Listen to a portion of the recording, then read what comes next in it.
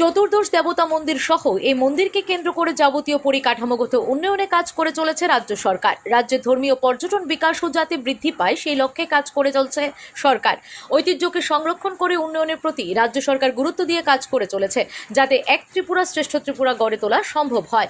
এই খার্চি উৎসবের মধ্য দিয়ে সামাজিক ঐক্য আরও সমৃদ্ধ হয়। বুধবার ঐতিহ্যবাহী 7 দিনব্যাপী খার্চি উৎসবের আনুষ্ঠানিক উদ্বোধন করে বক্তব্য রাখতে গিয়ে কথা বলেন মুখ্যমন্ত্রী অধ্যাপক ডক্টর মানিক সাহা। প্রসঙ্গত, বুধবার আচার অনুষ্ঠানের মধ্য দিয়ে শুরু হলো রাজ্যের ঐতিহ্যবাহী খার্চি পুজো। পুরাতন আগরতলার কৃষ্ণমালা মুক্ত মঞ্চে এদিন এই উদ্বোধনী অনুষ্ঠানে মুখ্যমন্ত্রী ছাড়াও বিশিষ্ট জনগণের মধ্যে উপস্থিত ছিলেন বিধায়ক রতন চক্রবর্তী, মেয়র তথা বিধায়ক দীপক মজুমদার সহ অন্যান্যরা। ঐতিহ্যবাহী 7 দিনব্যাপী খার্চি পূজার প্রথম দিন 14 দেবতা মন্দিরে ধর্মীয় আচার অনুষ্ঠানের মধ্য দিয়ে অনুষ্ঠিত হয় জারি পূজা। মন্দিরের চন্তায় জানান, এই জারি পূজার মূল উদ্দেশ্য হলো জল শুদ্ধিকরণ, যা খার্চি পূজার অন্যতম গুরুত্বপূর্ণ ধর্মীয় আচার। পুরাতন আগরতলা স্থিত ঐতিহাসিক 14 দেবতা মন্দির প্রাঙ্গণে এদিন সকাল থেকেই ভক্তদের ভিড় লক্ষ্য করা যায়। পুজোকে কেন্দ্র করে মন্দির চত্বরকে নান্দনিকভাবে সাজিয়ে তোলা হয়েছে। রঙিন আলোকসজ্জা ও বিভিন্ন প্রস্তুতির মধ্য দিয়ে উৎসবের আবহ তৈরি হয়েছে গোটা এলাকায়। প্রতি বছরের মতো এবারও 7 দিনব্যাপী খার্চি মেলায় দেশ বিদেশ থেকে বহু সাধুসন্ত, ভক্ত ও দর্শনার্থীর সমাগম ঘটবে বলে আশা করা হচ্ছে। মেলাকে ঘিরে ইতিমধ্যে সাধারণ মানুষের মধ্যে ব্যাপক উৎসাহ উদ্দীপনার দেখা দিয়েছে। প্রশাসনের পক্ষ থেকেও নিরাপত্তা, যানবাহন নিয়ন্ত্রণ, পানীয় জল, স্বাস্থ্য পরিষেবা ও অন্যান্য প্রয়োজনীয় ব্যবস্থার প্রস্তুতি সম্পন্ন করা হয়েছে, যাতে ভক্ত ও দর্শনার্থীরা নির্বিঘ্নে পূজা ও মেলায় অংশ নিতে পারেন। Bureau report, S Bharat live 24 hours.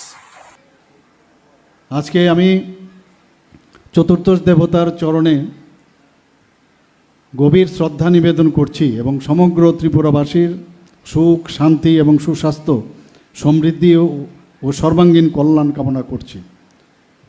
আমরা হয়তোবা অনেকে আপনারা জানেন যে খার্চি পূজার উদ্দেশ্যটা কী। খার্চি পূজার উদ্দেশ্য হচ্ছে যে পৃথিবী মাতার বন্দনা, অর্থাৎ পূজার মূল উদ্দেশ্য হলো পৃথিবী মাতার শুদ্ধিকরণ এবং তার পুণ্য অর্জন করা।